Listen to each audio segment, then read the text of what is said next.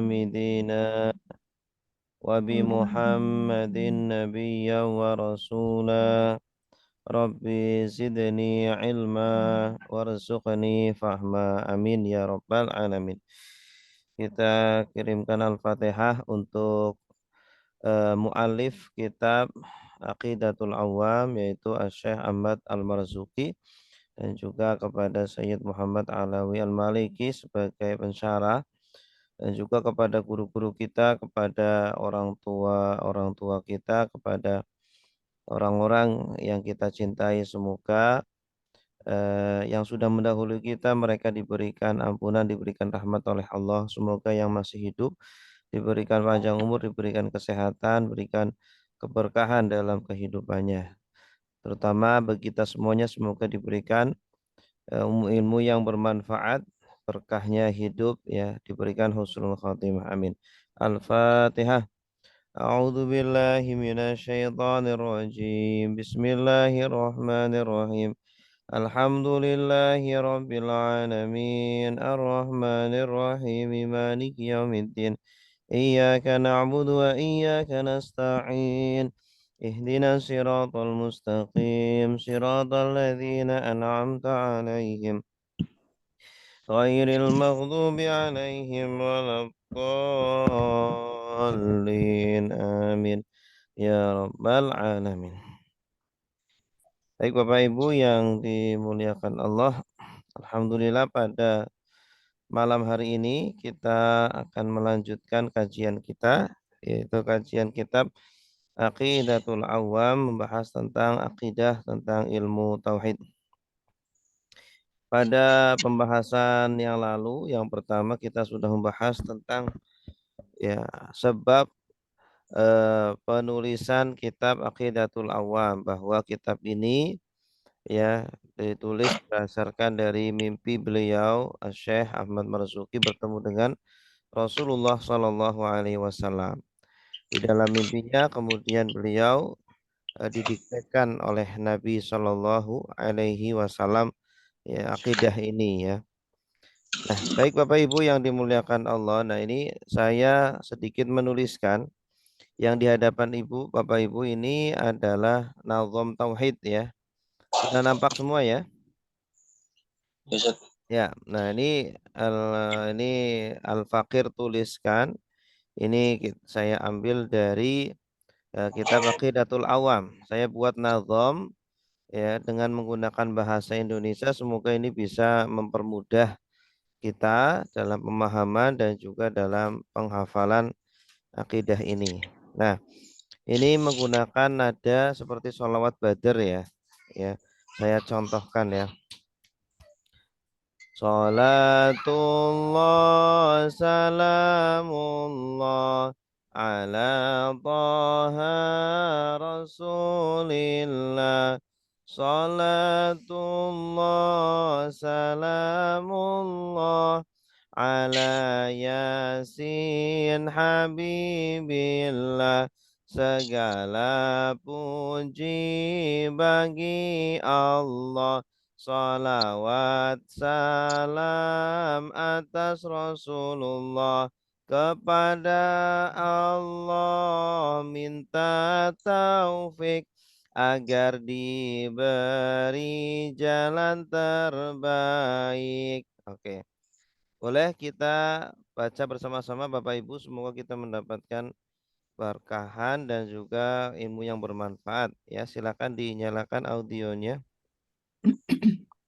Baik, kita baca bersama-sama, ya. Bismillah. Salatullah salamullah ala taha rasulillah. Salatullah salamullah ala yasin habibillah. Segala puji bagi Allah. Salawat salam atas Rasulullah. Kepada Allah minta taufik agar diberi jalan terbaik.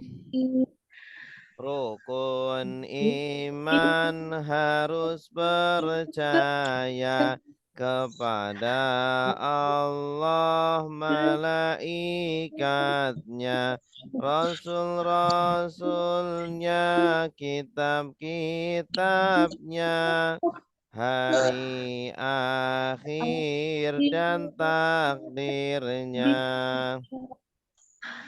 Sifat wajib bagi Allah 20 khusus Allah. Dia wujud pasti ada, tidak ada, tidak ada. Dia qidam terdahulu, tidak hadis artinya baru. Dia baqa kekal selamanya, tidak fana artinya sirna. Mukhalafah dia berbeda, tidak sama dengan makhluknya. Qiyamuhu berdiri sendiri, tidak butuh dia mandiri. Wahdaniyah Maha Esa, tidak berbilang banyak adanya. Dia Hayah Maha Hidup, tidak mati atau redup. Ya Qudra Maha Kuasa, tidak lemah tanpa kuasa. Dia iradah berkehendak, tidak dipaksa manapun pihak. Dia ilmun maha tahu, tidak bodoh atau dungu. Dia sama maha mendengar, tidak tuli, tidak mendengar. Dia basar maha melihat, tidak buta tak melihat. Dia kalam berbicara tanpa huruf, tanpa suara. Sifat jais bagi Allah selain sifat wajib Allah, selain sifat mustahil Allah, tidak terbatas, jangan bodoh. Sifat wajib bagi Nabi ada 5 terperinci. Dia fadana artinya cerdas, tidak bodoh, tinggal kelas. Dia sidik artinya jujur, tidak bohong atau ngelantur. Dia tabeli menyampaikan, Tidak tidak teman menyembunyikan, dia amanah dipercaya, tidak khianat atau dusta. Sifat jais bagi Nabi selain wajib mustahil Nabi. 25 nabi wajib untuk diketahui.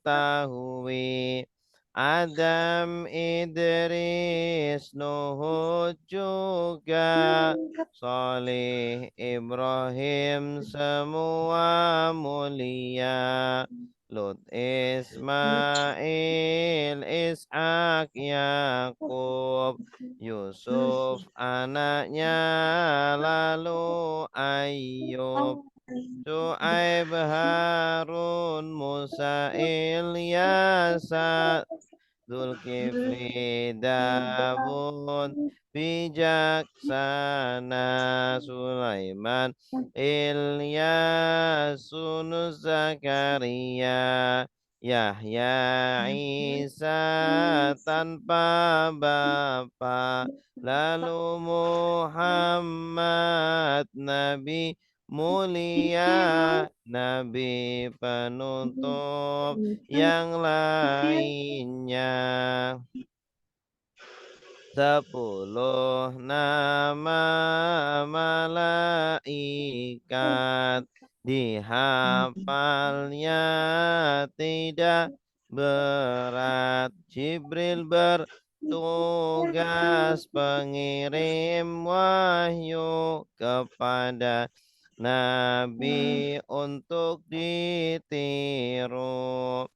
Mikail bertugas membagi rizki kepada semua makhluk ilahi. Israfil bertugas meniup trompet jika datang waktu kiamat. Israel bertugas mencabut nyawa jika habis masa ajalnya. Mungkar nakir penjaga kubur menguji para ahli kubur. Rakib pencatat amal baik, Atid pencatat amal tak baik. Malik bertugas menjaga neraka, Ridwan bertugas menjaga surga.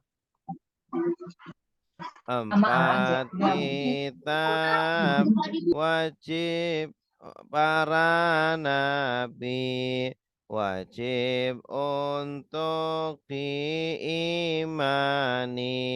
Zabur, Dawud, Taurat, Musa, Injil, Isa, Quran, Toha, Muhammad Muhammad bin Abdullah, Abdul Muttalib bin Hashim, Abdi Manaf bin Qusay bin Kilab bin Murrah bin Ka'ab bin Lu'ay bin Ghalib bin Fihir bin Malik bin Nazar bin Kinana bin Khuzaimah bin Mudrika bin Ilyas bin Mudhar bin Nizar bin Ma'an bin Adnan sampai akhir bin Adam. Istri Nabi ada 11, satu Khadijah, dua Saudah, tiga Aisyah, empat Hafsah, lima Zainab, Ummu Salamah, tujuh Zainab bin Jahsy, Syuwairah, Syuwairiyah binti Haris, Ummu Habibah, lalu Sofiyah, lalu Maimunah, semua solihah. Nama Nabi punya cucu anak Qasim, Zainab, dan Ruqayyah, Ummu Kulsum, lalu Fatimah, lalu Ibrahim, dan Abdullah. Iya, cukup. Baik, sekarang kita akan lanjutkan pembacaan kita kitab Aqidatul Awam. Seperti biasa, sebelum kita membaca syarah atau penjelasannya, mari kita baca dulu nazamnya ya. Nazam Aqidatul Awam. Di grup sudah kita kirimkan PDF-nya ya. Nanti mungkin kalau ingin baca-baca bisa buka di PDF. Nah, ini sudah kita contohkan cara bacanya. Ya. Abda'u bismillahi wa rahmani wa birrahimi daimil isani falhamdulillahil qadimil awwali wal akhiril baqi bila tahawuli summa salatu wa salamu sarmada ala nabiyyi khairi man qad wahada wa alihi wa sahbihi wa man tabi sabila dinil haqqi ghairu mubtadi. Oke. Mari kita baca bersama-sama Bapak Ibu. Silakan dinyalakan audionya.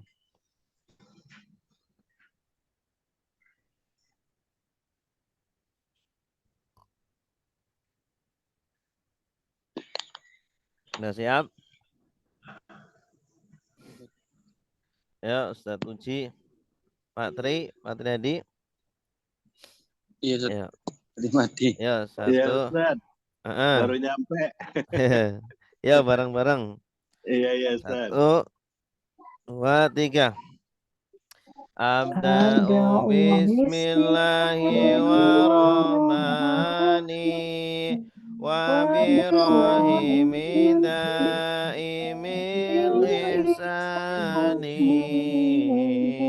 falhamdulillahil qadimil awwali wal akhiril baqi bila tahawuli summa salatu wa salamu sarmada ala nabi khairi man qad wahada wa alihi wa sahbihi wa man tabi sabila dinil haqi ghairu mubtadi. Wa ba'du fa'lam bi wujubil ma'rifah min wajibin lillahi isrina sifah فالله موجود قديم باقي مخالف للخلق بالإطلاق وقائم غني وواحد وهي قادر مريد عليه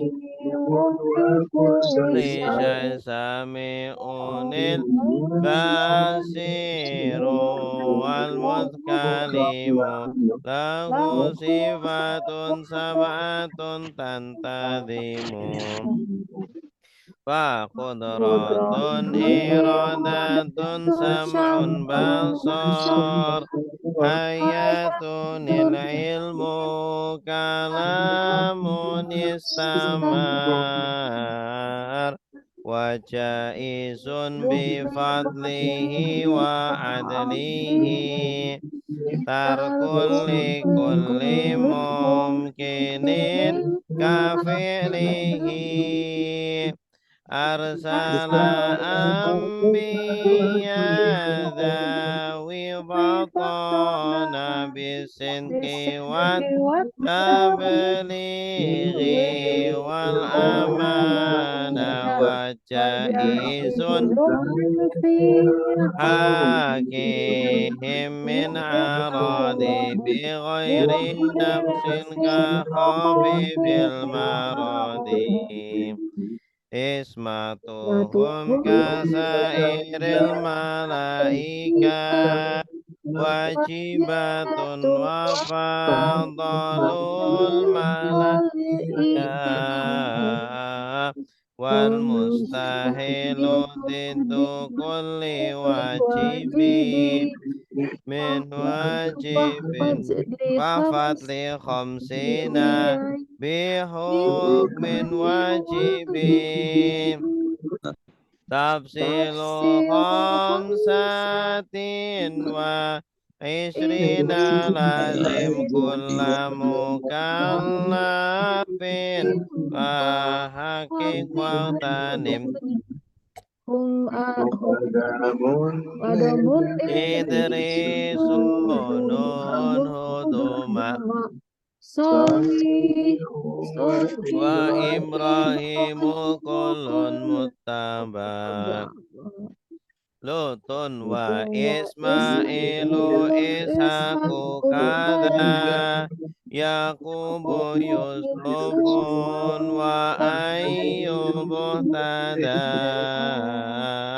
شعيب هارون وموسى واليسع ذو الكفل داود سليمان اتبع إلياس يونس زكريا يحيى عيسى وطه خاتم دعوى عليهم الصلاة والسلام وآلهم ما دامت الأيام والملك الذي بلا أب وأم لا أكل لا شرب ولا نوم لهم تفسير عشر منهم جبريل ميكال إسرافيل إسرائيل منكر نكير وراكب وكذا عتيد مالك ورضوان كذا أربع من كتب تفصيلها توراة موسى بالهدى تنزيلها زبور داود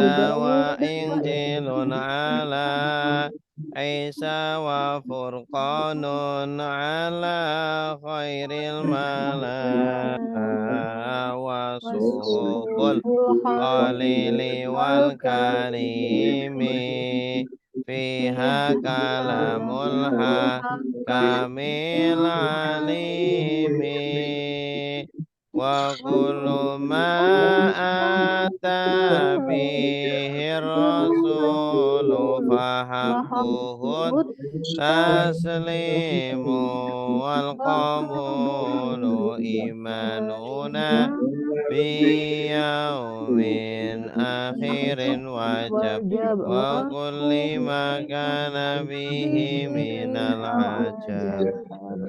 Oke, cukup.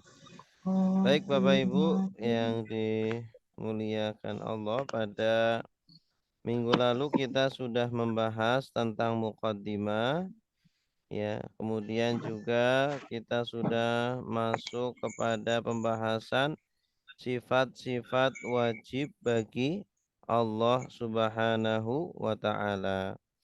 Ya, sifat yang pasti ada pada Allah, ya.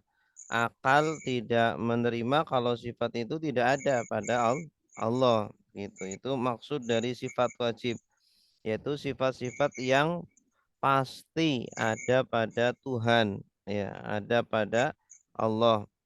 Nah, ini mungkin bisa dikatakan syarat-syarat Tuhan itu ada 14 syarat. Yang pertama, Tuhan itu harus ada. Allahu maujudun, ya. Allah itu harus ada, tidak mungkin Allah tidak ada. Kemudian yang kedua, Allah itu adalah setelah ada, berikutnya. Kemudian kita juga sudah bahas tentang dalil bahwa Allah itu ada, ya.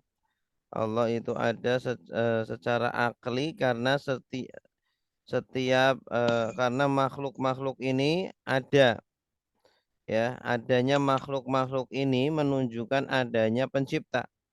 Tidak mungkin sesuatu ada tanpa pencipta. Nah, dengan adanya alam semesta ini menunjukkan adanya Allah Subhanahu wa taala, ya. Kemudian juga Allah berfirman, innani anallah la ilaha illa ana fa'budni wa aqimis salata lidzikri. Sesungguhnya aku ini adalah Allah, maka sembahlah aku. Memang di dalam Al-Qur'an tidak ada satu ayat pun yang mengatakan Allah maujud, ya. Tetapi Allah secara implisit menunjukkan Allah itu ada, ya. Wa ba'du fa'lam bi wujubil ma'rifah. Dan setelah hamdalah, salawat dan salam, maka ketahuilah tentang wajibnya mengenal. Jadi mengenal Allah itu wajib hukumnya, ya. Setelah kita bersyahadat asyhadu alla ilaha illallah, ya, bahwa tiada Tuhan kecuali Allah, maka kita harus mengenal siapa itu Allah, ya. Cara yang paling mudah mengenal Allah ya harus tahu sifat-sifat Allah, sifat yang pasti ada pada Allah agar kita tidak salah kenal, begitu. Seperti ketika kita ingin bertemu dengan seseorang, harus ada ciri-cirinya, seperti apa orangnya. Ya, semua kita jemput orang di bandara, harus tahu ciri-cirinya. Jenis kelaminnya laki atau perempuan, tinggi atau pendek, kulitnya putih atau tidak, dan seterusnya dan seterusnya. Nah, Allah memang berbeda dengan makhluknya, tetapi Allah memiliki ciri-ciri atau memiliki sifat-sifat yang pasti itu ada pada Allah. Maka agar kita sebagai hamba Allah bisa menyembah, bisa bertuhan kepada Allah dengan yakin, dengan mantap, tanpa keraguan, kita harus mengenal siapa itu Allah. Maka kemudian para ulama meletakkan ilmu akidah, ilmu tauhid ini, mengarang buku-buku tentang tauhid agar mempermudah kita mengenal siapa itu Allah, begitu, ya. Karena kalau kita langsung membaca Al-Quran sendiri tidak paham, maka disederhanakan, dipermudah oleh para ulama. Nah, jadi kita sekarang belajar mengenal Allah itu hukumnya adalah wajib, ya. Kita niatkan untuk menunaikan kewajiban ini dan menggugurkan kewajiban kita begitu. Nah, kita harus mengenal Allah ya dan harus tahu sifat-sifat Allah. Min wajibinillahi asyrina sifat. Para ulama berijtihad ya bahwa sifat-sifat yang wajib bagi Allah itu ada 20. Ini berbeda dengan Asmaul Husna ya. Kalau Asmaul Husna itu sifat-sifat yang wajib dan yang tidak wajib berkumpul semuanya di sana. Ada 99. Nah, ini diintisarikan atau diringkas ya, hanya yang diambil adalah hanya sifat-sifat yang wajib saja bagi Allah yang ada, yang pasti ada pada Allah, sifat zatnya Allah saja gitu ya. Ada yang ini tidak 20 itu bukan batasan, mungkin bisa nanti ada yang menambahin ya. Karena dahulu pun cuma 13 ya, Imam Abdul Hasan Al-Asy'ari ya menjabarkan hanya 13. Kemudian berkembangnya masa ya, banyak tantangan-tantangan, banyak musuh-musuh Islam yang melemparkan syubhat dan keraguan-keraguan kepada kaum muslimin sehingga ditambah menjadi 20 ya. Nah, di sini disebutkan ada 13 ya secara terperinci, walaupun secara global menyebutkan 20. Sifat yang pertama adalah fallahu maujudun ya. Wa ba'du fa'lam bi wujubil ma'rifah min wajibin lillahi isrina sifah ya. Dan setelah hamdalah sallallahu alaihi wasallam maka ketahuilah tentang wajibnya mengenal Allah ya. Di antara sifat wajib bagi Allah ada 20 sifat. Fallahu maujudun qadimun baqi. Maka Allah punya sifat pertama maujud. Allah itu pasti ada. Yang kedua qadim, Allah itu terdahulu. Allah itu arti dari terdahulu itu Allah tidak memiliki permulaan. La awwalalahu ya. Allah tidak memiliki permulaan. Ada tanpa ada permulaan. Karena yang menciptakan permulaan adalah Allah. Yang menciptakan waktu adalah Allah. Dan waktu itu kan makhluk diciptakan oleh Allah.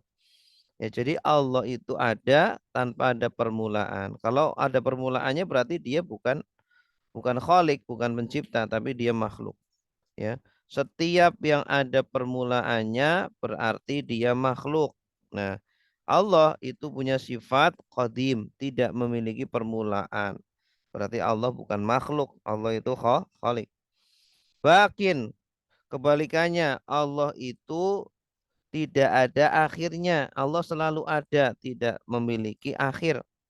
Ya, karena yang menciptakan akhir adalah Allah, yang menciptakan waktu adalah Allah. Jadi Allah tidak memiliki akhir. Allah selalu ada. Ya, ketika makhluk-makhluk hancur semuanya dihancurkan oleh Allah. Malaikat-malaikat hancur, alam semesta hancur. Maka Allah tetap ada, kekal, abadi, gitu ya. Nah, ini 3 sifat yang wajib bagi Allah. Allah pasti maujud, pasti ada. Kebalikannya adalah Adam. Adam itu tidak ada. Ini sifat mustahil. Sifat yang tidak mungkin ada pada Allah. Nah, agar kita lebih mengenal Allah, kita harus tahu apa sifat yang pasti ada pada Allah dan pasti tidak ada pada Allah. Ya, lawan dari sifat wajib adalah sifat mustahil. Allah punya sifat wajib maujud. Allah itu ada. Berarti kebalikannya Adam, tidak ada. Ya, mustahil Allah itu tidak ada. Pasti ada. Ya, nggak mungkin tidak ada. Kemudian qadim, kebalikannya qadim adalah hadis atau baru. Mustahil Allah itu baru. Baru itu sesuatu yang memiliki permulaan, itu namanya baru. Ya, dan Allah tidak memiliki permulaan. Karena yang memiliki permulaan itu berarti diciptakan, ya, dan Allah tidak diciptakan. Kemudian bakin itu kekal, selalu ada, tidak pernah sirna, tidak pernah mati.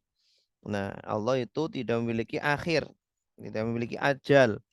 Ya, kalau punya ajal, punya akhir, mati, berarti itu bukan khalik, itu bukan pencipta, itu bukan Tuhan, itu adalah makhluk, ya, diciptakan gitu. Kemudian yang keempat, mukhalifun lil khalqi bil itlaqi. Allah itu berbeda dengan makhluknya secara mutlak. dari berbagai macam sisi, dari berbagai macam sudut, Allah itu tidak akan pernah sama dengan makhluknya. Allah berfirman, laisa kamislihi syai'un. Ya, tidaklah yang menyerupai Allah sesuatu apapun. Tidak ada perbuatannya, zatnya, ya, atau sifat-sifatnya, tidak ada yang bisa menyamai Allah Subhanahu wa taala, gitu ya. Allah itu berbeda dengan makhluknya. Walam yakun lahu kufuwan ahad, ya, dan tidaklah Allah, ya, menyerupai dengan sesuatu. Ini di dalam surah Al-Ikhlas, gitu. Ada sebagian kelompok dahulu, di zaman dahulu, generasi salaf, orang-orang yang mau menyamakan Allah dengan makhluknya, ya. Allah itu punya tangan, Allah punya mata dan lain sebagainya. Itu kan sifat makhluk, ya. Dan ini sifat yang kurang, tidak boleh disematkan kepada Allah. Nah, kelompok ini dinamakan kelompok musyabbihah atau mujassimah, ya, yang menyamakan dengan Allah. Allah butuh tempat, ya. Allah bertempat. Nah, ini kelompoknya namanya musyabbihah atau mujassimah, gitu. Nah, makanya dengan kita mengenal dasar-dasar tauhid, dasar-dasar sifat wajib bagi Allah, kita akan terjaga dari pemahaman-pemahaman yang keliru, begitu ya.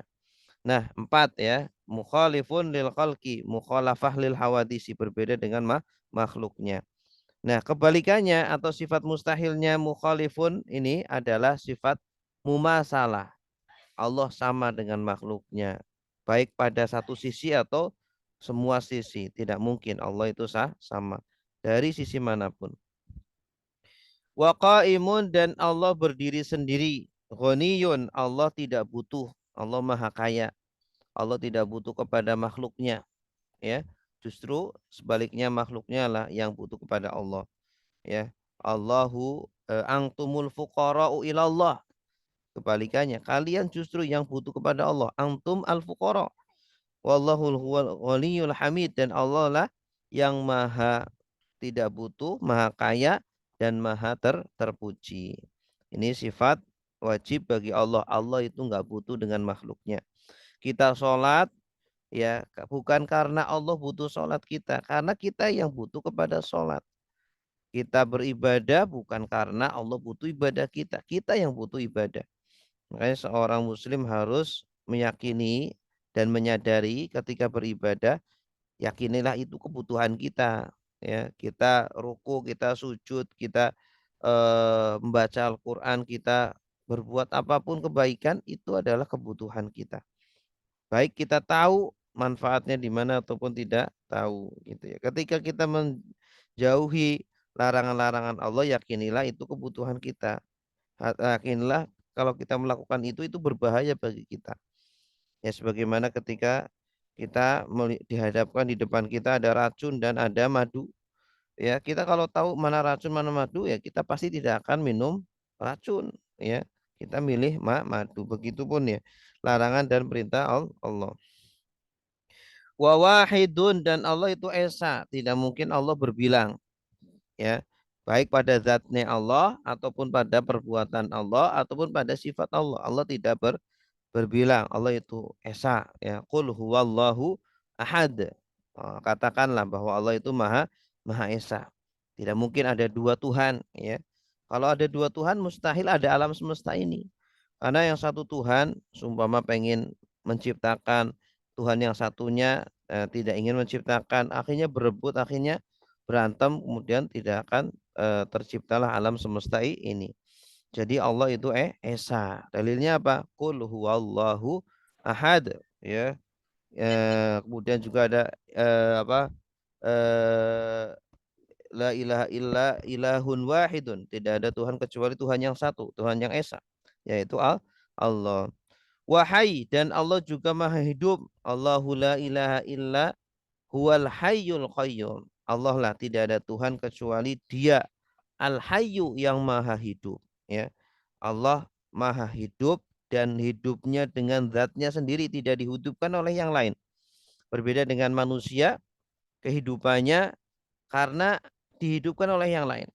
Hidupnya kita ada permulaannya, ada masa kita dilahirkan. dan hidupnya kita terbatas. Ada masa kita diwafatkan. Berbeda dengan hidupnya Allah. Allah hidup dengan zatnya tanpa dihidupkan yang lainnya. Dan Allah hidup tidak memiliki permulaan. Karena Allah yang menciptakan permulaan. Dan Allah hidup selama-lamanya, tidak akan pernah sirna, tidak pernah hancur begitu.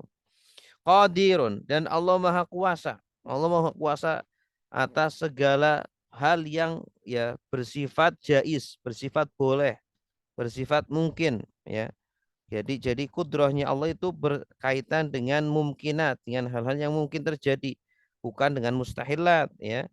Jangan berpikiran, oh kalau Allah Maha Kuasa berarti Allah bisa menciptakan Tuhan satu lagi dong. Enggak.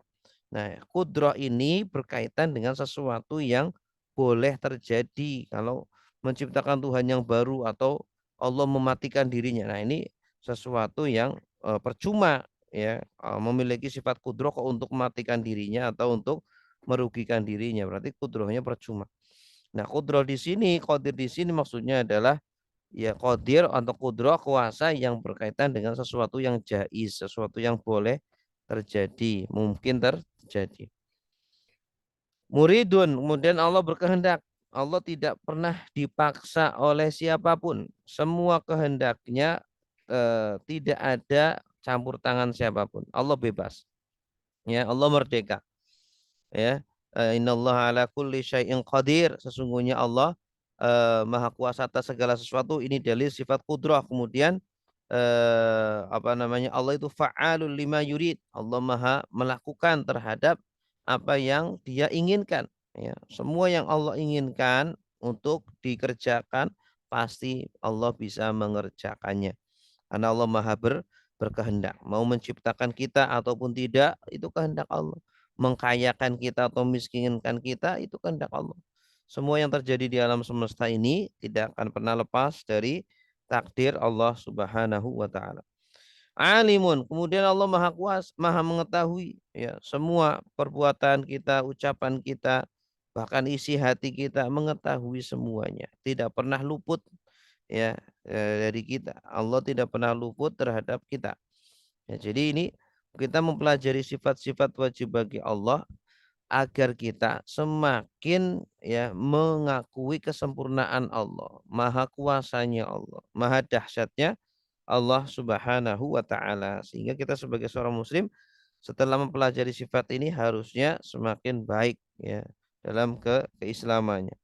Sami'un, kemudian Allah juga maha mendengar, mendengar segala sesuatu. Innallaha sami'un alim. Ini dalilnya. Allah mendengar semua ucapan kita ya. Allah bahkan mendengar isi hati kita. Semuanya Allah maha mendengar. Sami'un. Jadi sebenarnya sifat-sifat wajib ini sering kita baca di dalam Al-Qur'an ya.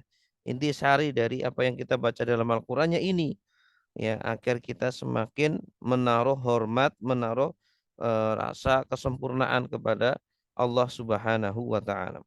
Al-Basir, dan Allah Maha melihat, melihat kita dimanapun kita berada. Walaupun kita sendirian ya, di tempat yang sangat tertutup, Allah melihat. Wal Mutakalim, dan Allah Maha berbicara ya.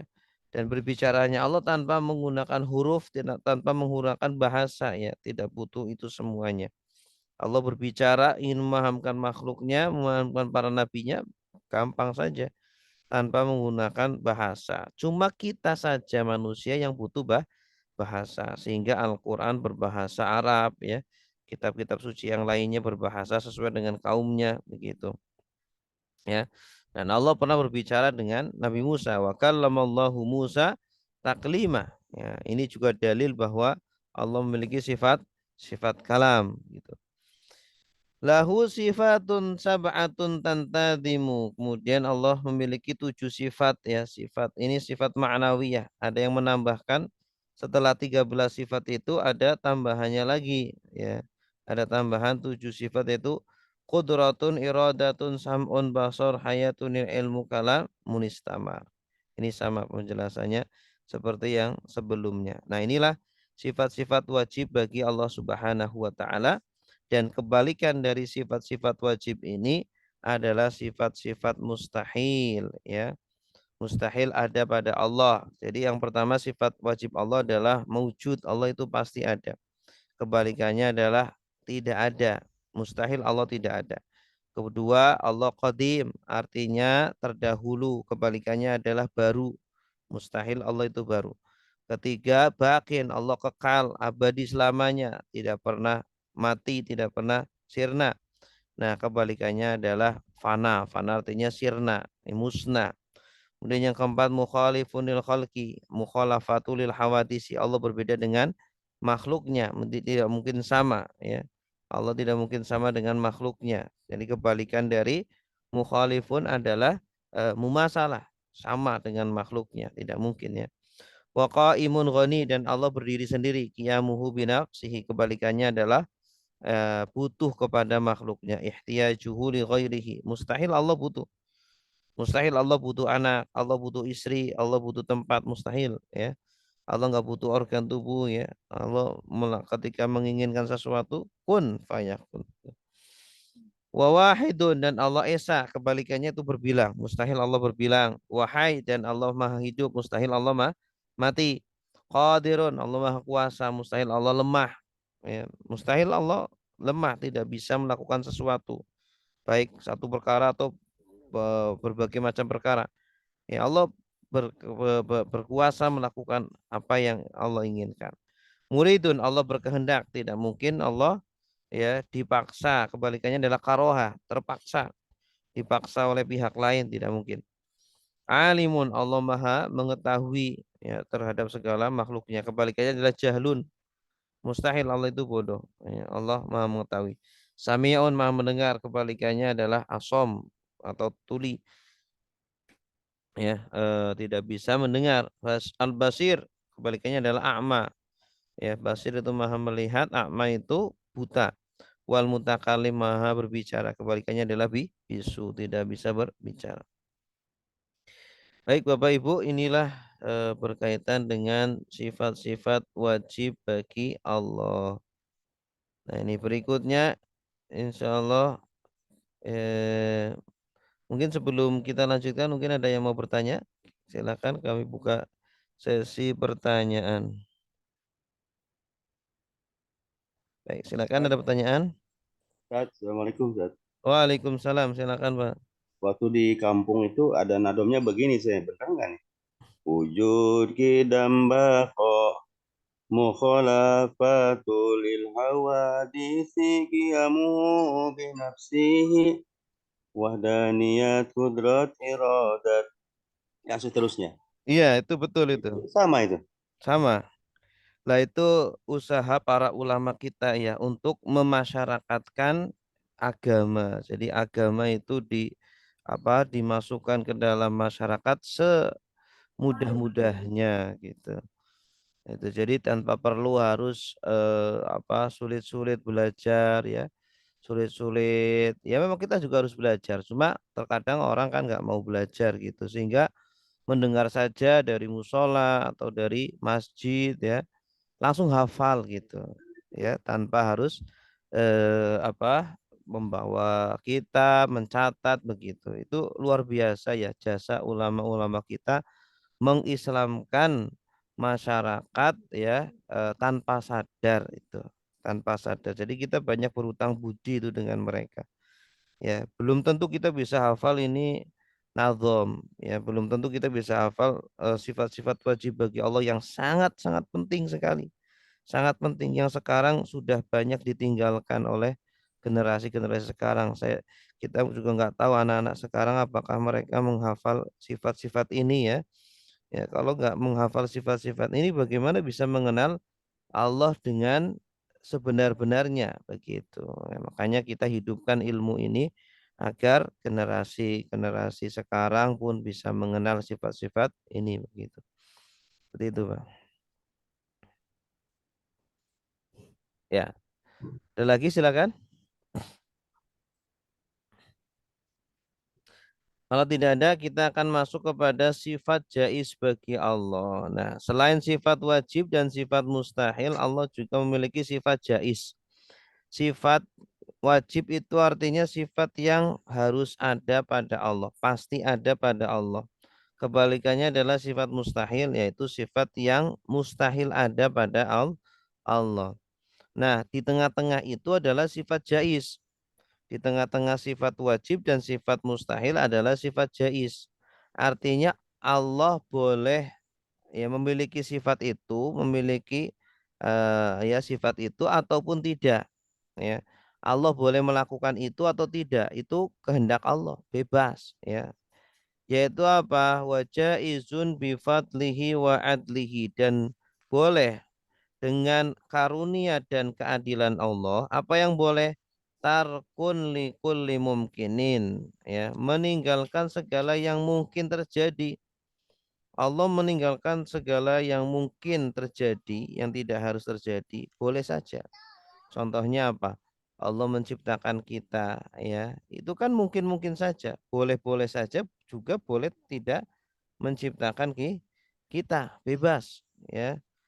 Allah juga mengutus para nabi, itu tidak wajib bagi Allah, ya, tetapi karena Allah memberikan karunia-Nya kepada kita, sayang kepada kita, Allah mengirim para nabi, ya, agar kita bisa mengenal Allah, agar kita bisa memeluk Islam, begitu. Nah, itu. Kemudian juga Allah menjadikan kita sakit, menjadikan kita sehat, menjadikan kita kaya ataupun miskin, pintar atau bodoh, itu semuanya adalah kehendak Allah. Yaitu adalah sifat jaiz bagi Allah Subhanahu wa taala. Gitu. Tidak wajib Allah melakukan itu semuanya. Jadi kita harus meyakini, ya, ketika kita dan kita harus menerima, ya, ketika kita seumpama dijadikan kurang beruntung, ya, hari ini kurang beruntung nih, udah nggak apa-apa karena memang itu hak Allah, ya, kita nggak punya hak untuk protes, ya. Allah, engkau harus mengayakan saya karena saya sudah berusaha keras sekeras mungkin. Kenapa tidak mengkayakan saya? Nggak boleh kita protes seperti itu, karena Allah tidak wajib menjadikan kita kaya ketika kita berusaha atau bekerja sekeras mungkin. Memang, ya, orang yang bekerja keras, berusaha biasanya kaya, ya. Tetapi itu bukan hukum pasti, ya. Itu hanya hukum kebiasaan. Biasanya orang itu kalau minum obat sembuh, tapi ada tuh orang yang minum obat nggak sembuh sembuh, begitu, ya. Itu hanya hukum adat atau hukum kebiasaan, ya. Bisa terjadi, bisa tidak. Arsala anbiya dawi fatona. Nah, di antara sifat jais Allah, Allah mengirim para nabi. Nah, nabi ini memiliki sifat-sifat wajib juga, seperti sifat wajib pada Allah. Nabi punya sifat-sifat wajib, ya, sehingga kita bisa mengenal mana nabi asli dan mana nabi palsu, begitu. Yang pertama, nabi itu harus fatonah, dawi fatonah, memiliki kecerdasan.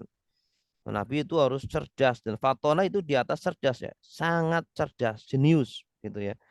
Ketika berbicara, berdebat dengan kita, mustahil kita menang. Itu Nabi. Kenapa? Karena ilmunya di atas rata-rata, sangat cerdas, ya, dan ilmunya yang langsung dari Allah, gitu. Gurunya langsung Allah, malaikat Jibril, gitu. Sehingga kecerdasannya jenius, ya, melebihi sejenius-jeniusnya orang di dunia ini, itu nabi, ya. Yang paling cerdas adalah para nabi, begitu. Kemudian sifat yang wajib ada pada Allah adalah jujur. Tidak mungkin nabi itu berbohong. Pasti Allah, ya, pasti para nabi itu jujur, ya. Ketika mendapatkan risalah, ya, pasti menyampaikan apa adanya. Ketika mendapatkan wahyu, menyampaikan apa adanya, tidak dilebih-lebihkan, tidak juga dikurang-kurangi. Nah, itu nabi, ya. Makanya kita sebagai umatnya pun seperti itu, mencontoh nabi yang sangat jujur. Nah, dengan kejujuran ini kita, ya, akan mendapatkan keselamatan sebagaimana para nabi. Kemudian yang selanjutnya tabligh, Nabi itu menyampaikan apa yang didapatkan dari Allah Subhanahu wa taala, sampaikan apa adanya. Ayat-ayat Al-Qur'an atau wahyu-wahyu, hadis-hadis ya, disampaikan apa adanya, tidak dikurangi atau dilebih-lebihkan, menyampaikan apa adanya. Kemudian wal amanah, dan Allah juga Nabi juga memiliki sifat amanah. Ya, artinya tidak berkhianat terhadap syariat ini, gitu ya. Nabi itu tidak mungkin melakukan dosa, bahkan yang makruh pun tidak. Ini Nabi dijaga oleh Allah Subhanahu wa taala, amanah. Sehingga orang yang paling bertakwa, orang yang paling ahli ibadah adalah para nabi, begitu. Sehingga kita tidak bisa, manusia biasa nggak bisa melebihi ketakwaan para nabi. Ya, karena mereka adalah contoh bagi kita semuanya. Mereka paling amanah, mereka paling jujur, ya, paling cerdas, gitu. Inilah 4 sifat wajib yang pasti ada pada nabi. Kebalikan dari 4 sifat ini yaitu apa? Fatona. Nabi itu jenius, sangat cerdas. Kebalikannya adalah balada atau bodoh. Mustahil ada nabi walaupun satu bodoh, nggak mungkin. Ya, pasti ketika dia berdebat, berdiskusi, pasti selalu menang ketika berdiskusi. Ya, kalau bodoh, bagaimana bisa melawan musuh-musuhnya, bisa mematahkan argumen musuh-musuhnya, gitu. Kemudian asyidik, Allah juga memiliki sifat Rasul juga memiliki sifat sidik. Kebalikannya adalah pembohong. Mustahil Nabi itu berbohong. Semua yang keluar dari ucapannya adalah jujur, benar, ya. Tidak pernah berbohong, gitu. Wahyu yang disampaikan jujur, benar, tidak pernah diselewengkan, begitu ya. Adapun Taurat, Injil itu ya banyak kepalsuan itu bukan Nabi Musa atau Nabi Isa yang menyelewengkan, tetapi para umatnya, ya, para rahib-rahibnya. Tabligh kebalikannya adalah menyembunyikan. Mustahil Nabi itu menyembunyikan wahyu, semuanya sudah disampaikan. Al-Quran, hadis-hadis semua sudah disampaikan, tidak pernah disembunyikan, begitu ya. Jadi kalau ada yang mengaku-ngaku ini loh ajaran Nabi, ya, yang belum tersampaikan, nah itu berarti bohong. Wal amanah, dan kebalikan amanah adalah khianat. Mustahil Nabi itu berkhianat terhadap Allah, terhadap agama, ya. Apa yang disampaikan dia melaksanakan, ya. Dia praktekkan dalam kehidupan sehari-harinya. Tidak mungkin, ya, berkhianat.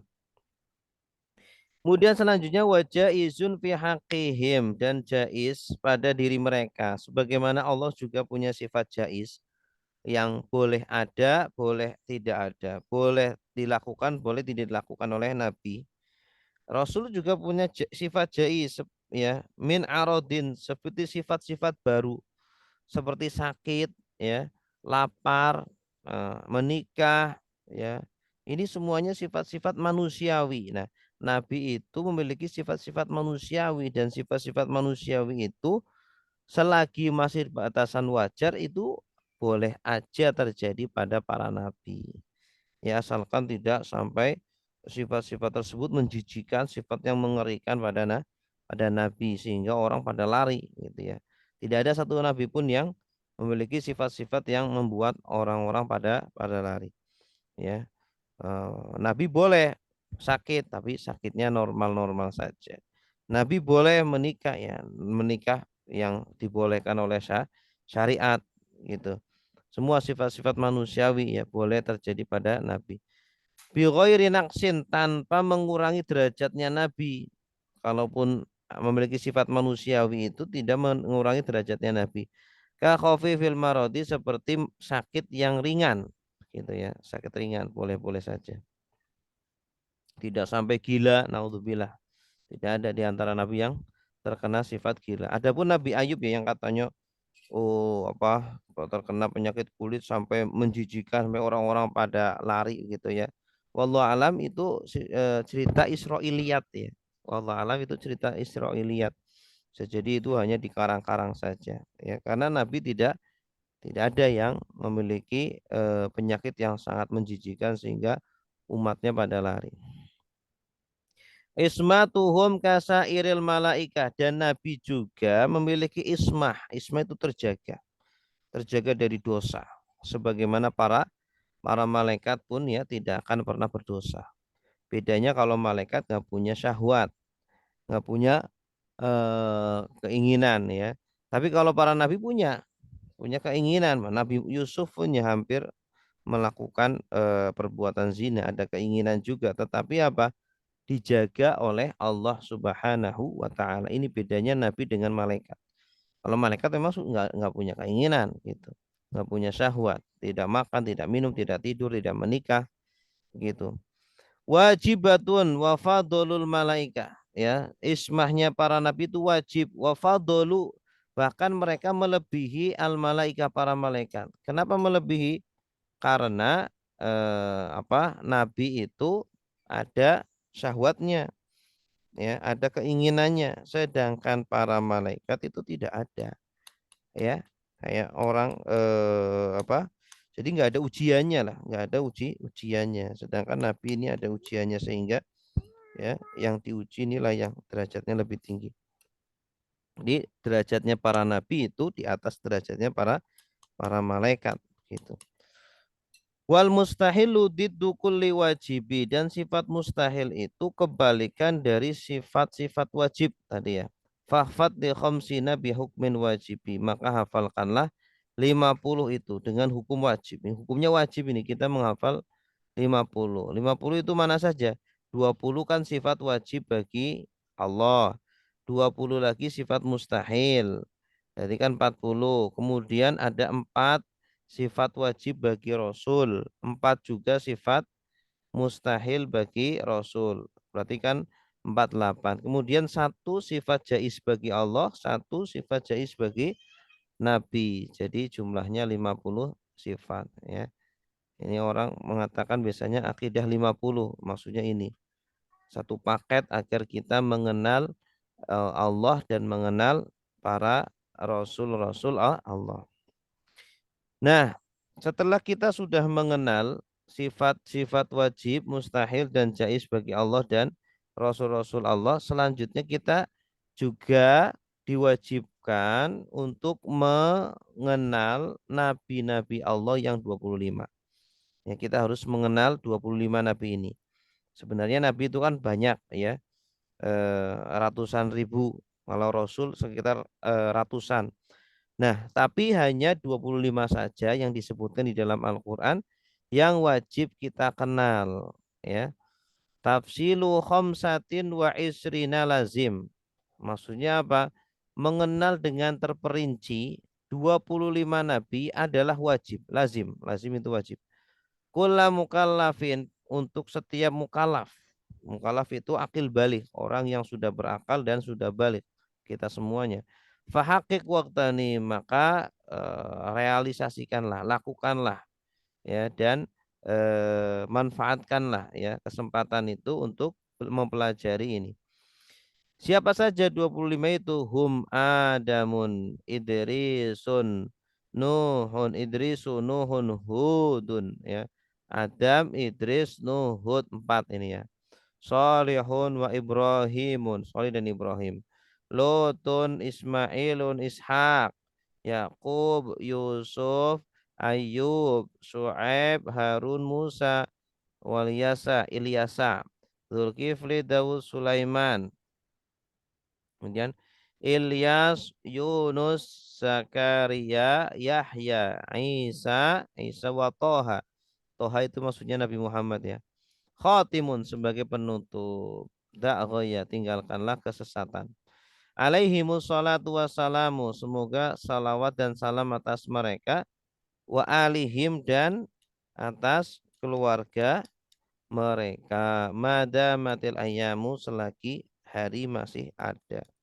Ya, semoga mereka mendapatkan selamat.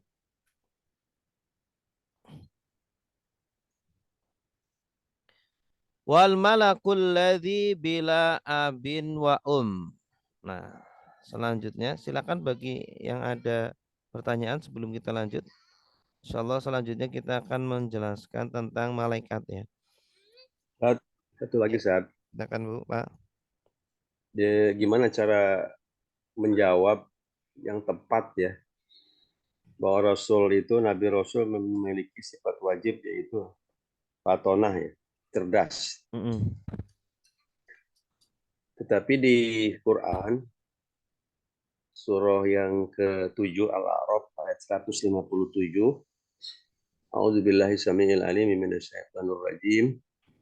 Alladzina yattabi'una ar-rasula an-nabiyyal ummi.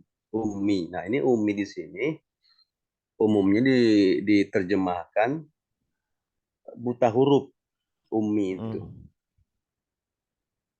Nah, terus bagaimana cara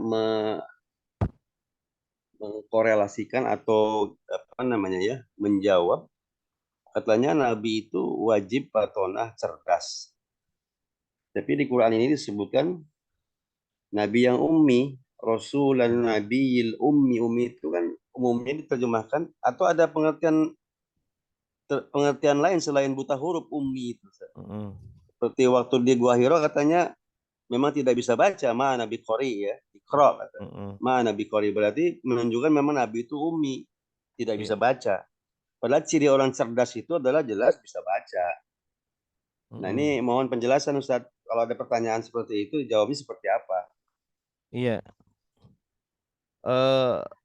Umminya Nabi atau sifat tidak bisa bacanya Nabi itu menunjukkan kelebihan bagi Nabi ya, berbeda dengan umminya atau buta hurufnya kita sebagai umatnya.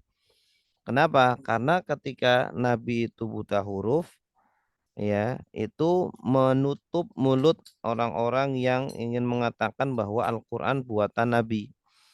Ya, bagaimana Nabi membuat Al-Qur'an sedangkan Nabi saja buta huruf ya. Jadi Nabi itu tidak menciptakan Al-Qur'an tapi Nabi langsung mendapat ilmunya dari Allah Subhanahu wa taala. Seperti itu. Ya, kemudian buta huruf itu tidak pasti bodoh begitu ya. Tidak semua yang buta huruf itu bodoh. Karena ilmu memang salah satu sumbernya dari membaca. Tapi membaca itu bukan satu-satunya sumber. Ya, membaca itu bukan satu-satunya sumber ilmu. Ya, sumber ilmu itu banyak sekali. Ada dengan membaca, ada dengan eksperimen gitu ya. Orang eh, Tarsan semua malah Tarsan coba. Tarsan itu nggak bisa baca, tapi apa namanya dia bergelantungan ya, kemudian mengetahui tentang ilmu hutan itu lebih cerdas daripada kita, gitu. Jadi kecerdasan itu nggak hanya bagi orang kota, bagi orang yang sekolah, bagi orang yang, tapi kecerdasan itu sebenarnya sangat luas sekali maknanya, begitu. Nah, sumber kecerdasan, sumber ilmu tidak hanya membaca, bisa juga dengan wahyu, itu juga sumber ilmu. Al-Quran dan hadis Nabi ini mendapatkan ilmu sehingga cerdas luar biasa itu langsung dari Allah tanpa harus membaca langsung dari malaikat Jibril begitu. Jadi kalau ada orang yang mengatakan loh, gimana Nabi cerdas sedangkan buta huruf ya?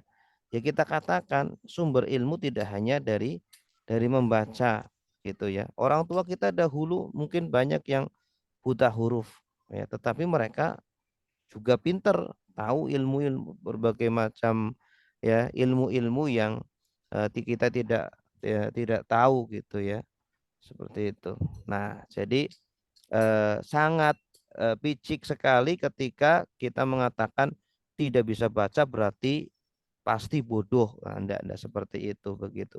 Mungkin zaman sekarang memang kebanyakan ilmu diperoleh dengan membaca. Tetapi zaman dahulu orang-orang Arab itu rata-rata buta huruf.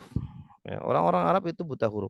Orang Mekah bahkan ya yang bisa baca tulis itu hanya sekitar belasan orang saja. Sisanya yang lain ratusan ribu itu buta huruf. Tetapi bukan berarti mereka itu bodoh, ya. Mereka pandai bikin syair, ya.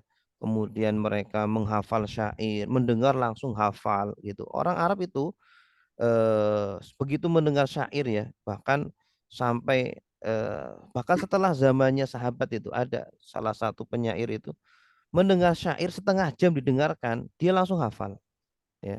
Kemudian diulangi lagi begitu. Nah, jadi ini membuktikan bahwa orang Arab walaupun buta huruf tetapi kecerdasannya luar biasa, daya hafalnya luar biasa. Karena apa? Mereka tidak mengandalkan tulisan, sehingga apa? Mengandalkan penuh dengan otaknya, sehingga apa yang didengar walaupun hanya sekali langsung hafal gitu. Berbeda kita memang bisa membaca tapi kita males menghafal, ya. Akhirnya ngandalin nulis, bahkan sekarang kita males menulis, kita ngandalin hanya rekaman saja, kita hanya mengandalin video saja. Akhirnya menulis pun kita nggak pandai, menghafal lebih-lebih nggak pandai. Jadi sebenarnya lebih bodoh kita daripada orang-orang dulu, ya. Orang-orang dulu walaupun tidak bisa membaca menulis, ternyata mereka ketika menerima informasi betul-betul langsung dihafal, langsung diterapkan itu, sehingga bisa jadi mereka lebih maju, lebih bahagia daripada kita seperti itu. Wallahu alam bisawab, seperti itu. Ya, jelas Pak? Ya. Jadi ayat pertama kan Iqra saja, Iqra bismi rabbikal ladzi khalaq. Ada para ahli bilang katanya ya, sumber ilmu itu adalah berawal dari membaca. Enggak satu-satunya. Bukan satu-satunya. Memang ada lagi salah satunya membaca, tetapi kan enggak satu-satunya. Betul. Ada lagi dia bantah gini, kalau memang bukan karena membaca, kenapa ayat pertama turunnya Iqra? Ya itu kenapa tidak. enggak uktub tulis ya, apanya umpamanya? Itu bukan ayat pertama turun Iqra, bukan menunjukkan membaca. Itu tidak ada apa istilahnya? Kalau dalam bahasa Arab, kalau dalam agama itu ketika kita berdalil itu harus sesuai dengan ayatnya gitu, ya. Dalam ayat Iqra tidak menunjukkan bahwa membaca adalah satu-satunya sumber ilmu, ya. Tidak menunjukkan satu-satunya sumber ilmu. Makanya ketika kita kuliah itu kan kita diajarkan apa namanya, masadirul ma'rifah, sumber-sumber pengetahuan, ya. Diantaranya adalah dari wahyu, Al-Quran dan hadis. Nah, kemudian yang kedua berasal dari eksperimen, ya. Kita punya pengalaman, ya. Seumpama kita mengetahui rasanya gula manis itu kan nggak bisa diperoleh dari membaca, ya, atau bisa mau dari membaca, tapi kan manis itu rasanya seperti apa, bisa nggak kita terangkan kepada orang lain? Nggak bisa, dia harus merasakan gitu, ya. Kemudian juga berasal dari membaca, itu berasal dari khobar dari membaca, orang menuliskan kemudian menyampaikan kepada kita, ya, atau berasal dari kebiasaan-kebiasaan seperti ilmu kedokteran, ya.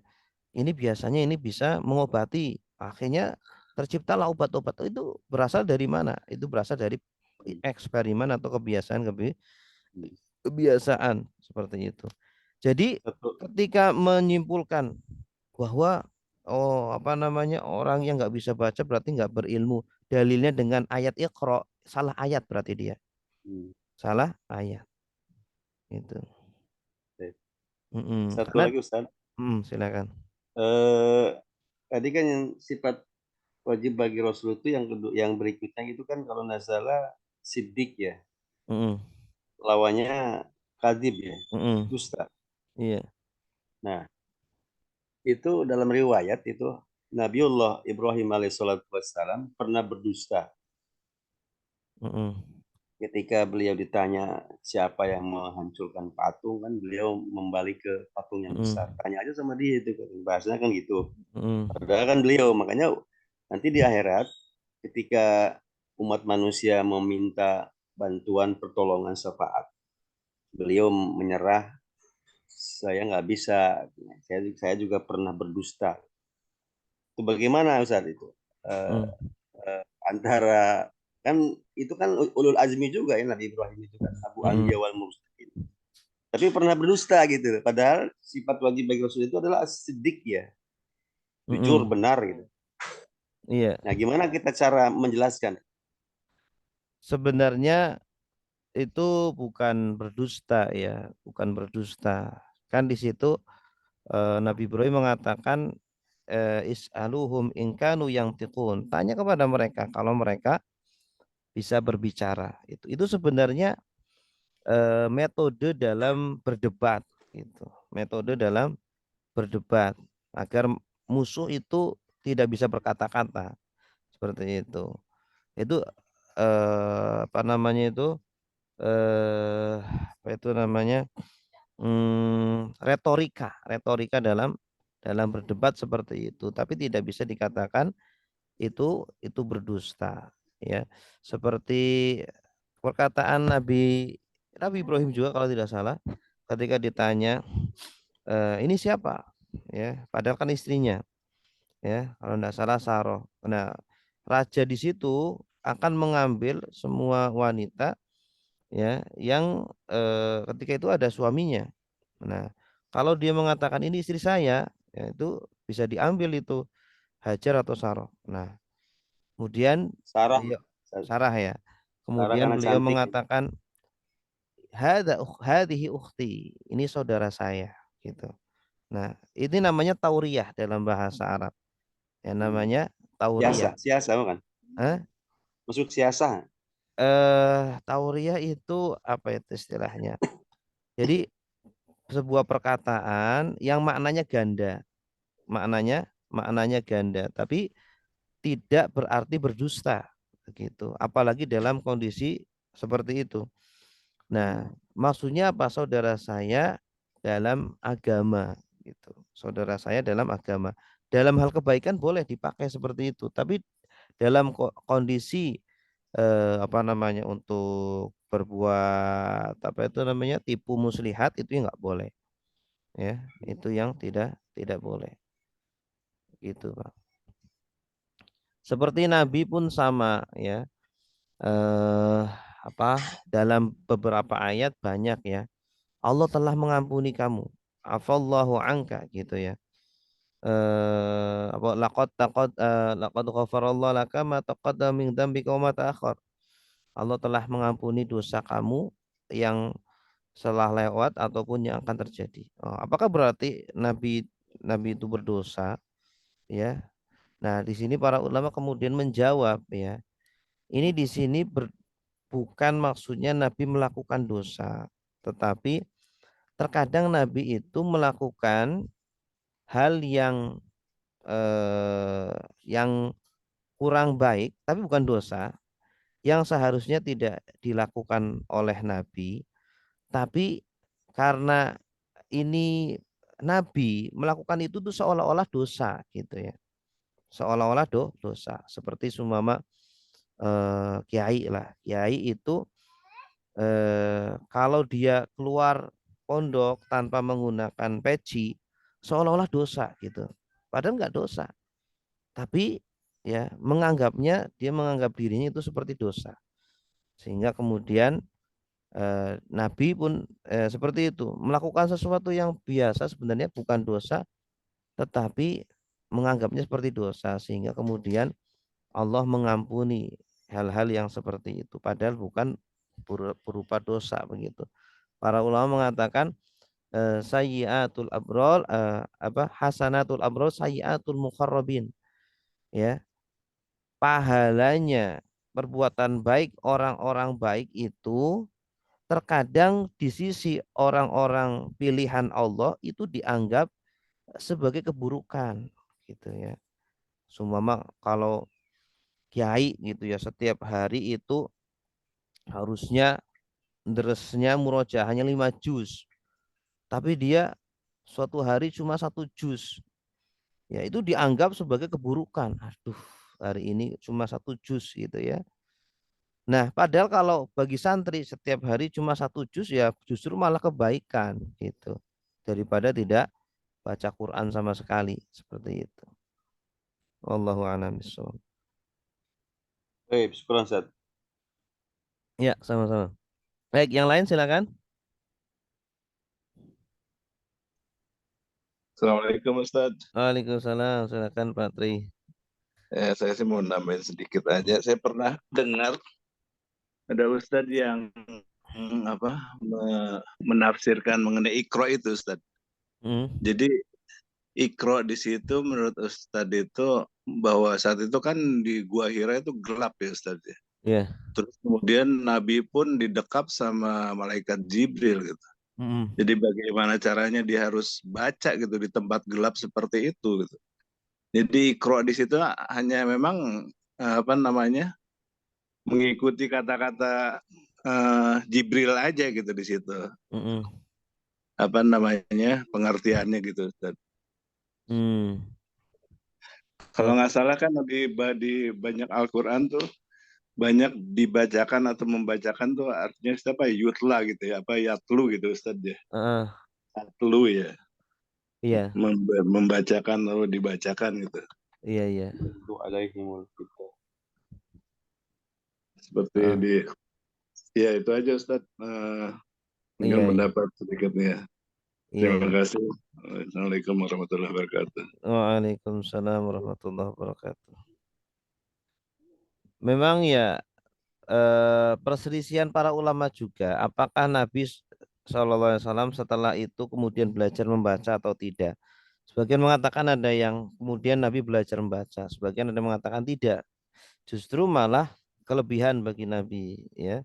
Ketika Nabi tidak bisa membaca ini kelebihan, tetapi sebaliknya bagi kita justru kekurangan seperti itu. Ya, ketika Nabi membacakan kepada para sahabatnya bukan berarti Nabi membacakan dari tulisan, tidak ya. Nabi itu langsung mengucapkan gitu, karena dahulu Al-Quran dipelajari musyafahatan ya, dengan talaki, langsung dengan mulut ke mulut, tidak dengan tulisan. Karena zaman dahulu kan belum ada Al-Quran yang terkumpul gitu, masih tertulis di pelepah kurma, di tulang-tulang, di batu-batu gitu ya. Jadi ketika ngaji ya nggak membawa itu, nggak ngaji ya langsung dari hati, dari hafalan gitu. Gurunya sudah hafal, mendiktekan kepada muridnya. Rasul pun seperti itu, mendiktekan kepada para sahabat seperti itu ya. Wallahu alam. Mungkin Ustaz yang tadi itu apakah ada salah satu di antara mufassirin itu yang berpendapat seperti itu? Karena juga baru dengar tuh kalau memang dia Rasulullah jawab ma'ana biqori karena gelap, ditekap, ngap bahasanya kan di gua itu kan gelap. Ana baru dengar nih sekarang nih. Walaupun ada itu menurut tafsiran siapa Iqra seperti itu. Barangkali Ustaz ada referensi Ustaz barangkali. Kalau memang ada gitu. Berarti. Patri dari mana Patri? Saya juga baru dengar juga. Ya itu saya dengar dari itu Ustaz. Siapa tuh? Aduh lupa saya namanya itu Ustaz. Siapa sih yang orang Arab itu?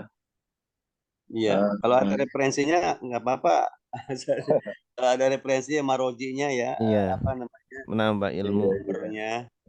Tapi Ana baru dengar nih seujung-ujung ini baru dengar kok sebegitunya gitu karena di dekap di dalam gua gelap. Jawabnya saya nggak bisa baca gitu. Iya. Jadi ya, kalaupun memang ya penjelasan Ustadz itu ya masuk akal menurut saya gitu ya, Ustadz ya. Kalau yang Ustadz Anam sampaikan betul. Jadi menunjukkan Nabi Muhammad nggak bisa ngutak-ngatik seperti orang ahli kitab itu yang merubah-rubah Injilnya itu dirubah-rubah dengan tangan-tangan mereka, dengan mulut-mulut mereka. Kalau Nabi Muhammad bagaimana mau bikin ayat, beliau juga buta huruf, bahasa kan gitu. Jadi benar-benar asli Quran itu dari Allah gitu kan. Itu kan dalil juga itu. Kalau memang arahnya ke situ. Ummi itu buta huruf itu untuk dalil juga sebenarnya. Jadi Quran itu murni dari Allah, bukan karangan Muhammad. Kalau Muhammad benar-benar dia jago baca dan sebagainya, bisa aja dirubah-rubah. Saya kira itu penafsiran yang barusan Ustaz itu masuk akal, Ustaz. Tapi kalau yang tadi yang di gua gelap itu, saya khawatir itu beliau ro'yunya beliau ya Allah alam.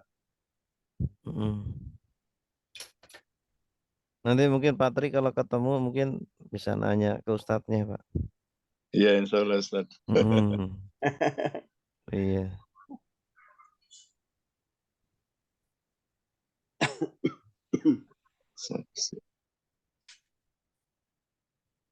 Ya, silakan, ada pertanyaan lagi?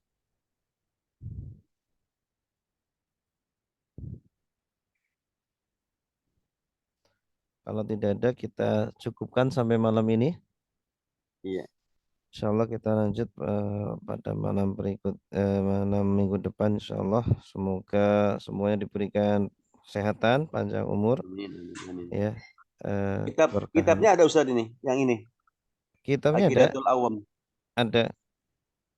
Oh, biasanya kita suka ditawarin itu kitabnya. Ada PDF-nya, udah saya kirim di grup. Oh, sudah ya? Oh, baik. Iya. Baik, kita tutup dengan doa kafaratul majlis. Subhanakallahumma bihamdika asyhadu an la ilaha illa anta astaghfiruka wa atubu ilaik.